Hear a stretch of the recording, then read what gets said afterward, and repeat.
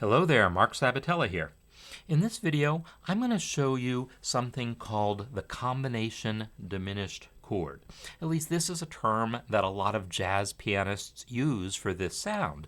And, well, it's a sound that we use in jazz piano, but like many sounds, it's not unique to jazz. You can use it in any context where you want this sound.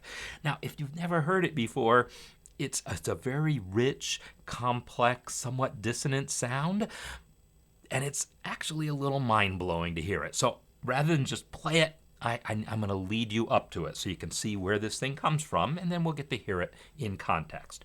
So I call it a combination diminished chord because it does involve a diminished chord. So I'm going to play a C sharp fully diminished seventh chord in my left hand.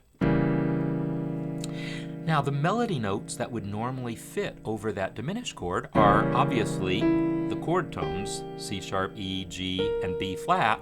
But typically, if we want to fill in passing tones, we typically fill in the passing tones a whole step above each chord tone. So chord tone, passing tone, chord tone, passing tone, chord tone, passing tone, chord tone, passing tone, back to chord tone. So those passing tones a whole step above each chord tone, those are the ones that are typically considered good melody notes. And the resulting scale, it's alternating whole steps and half steps. Sometimes you'll hear this referred to as the octatonic scale or the diminished scale. And the scale can be found going back hundreds of years.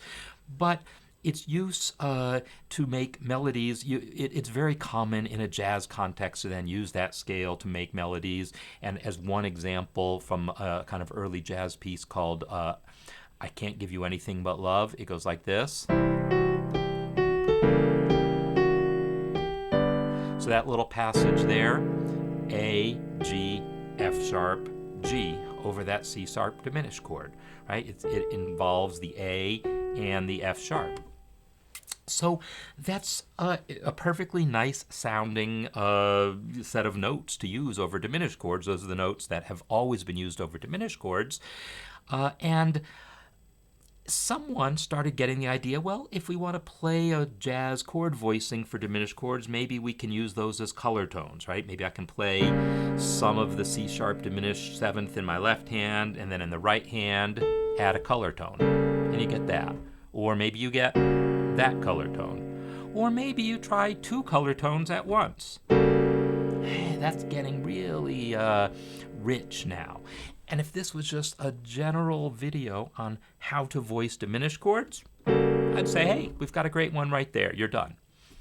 But I did start off saying I'm going to tell you about the combination diminished chord, which is this is what happens when someone takes that idea and says, let's just go all the way. Rather than just take some of the diminished chord in the left hand and some of the color tones in my right hand, let's play them all. All right? So in my left hand, I'm going to play the C sharp fully diminished seventh chord. In the right hand, I'm going to play each of those color tones, the D sharp and the F sharp and the A and the C. If I play them all together, that is a D sharp fully diminished seventh chord. So my left hand has the original C sharp fully diminished seventh. My right hand has the fully diminished seventh a whole step above it, the D sharp fully diminished seventh. So I have two different diminished chords that I'm going to play or combine at the same time. And that's why we call it the combination diminished chord. All right, are you ready for the sound? Here it is, the combination diminished chord.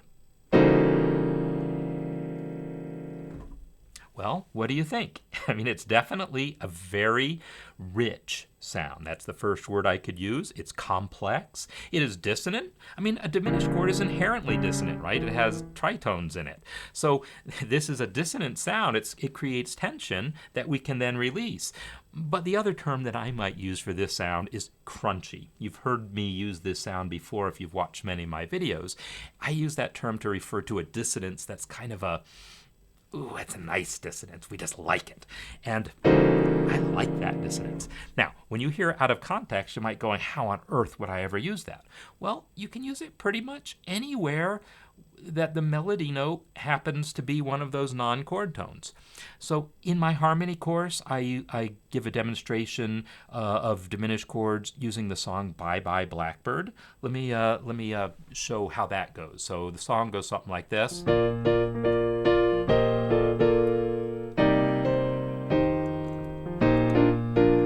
And now here comes the combination diminished chord. Not that. Here. So the original sheet music isn't written with a combination diminished chord, but it works pretty well, I think. Nice. Yes. The lyrics there are bye, bye, blackbird. And it just has a nice crunch to it. I don't know how else to describe it. So in the right context, where the melody note happens to be one of those non-chord tones, and you can get your hands positioned so that you can play the full diminished chords and they're not overlapping too much, because you definitely want to have the original chord in the left hand, the color tones in the right hand. The other way around, not going to sound good at all. In any case, that sound, the combination diminished chord, a sound used by jazz pianists, but available to everyone. I promise you're all welcome to use that sound if you can find a good use for it.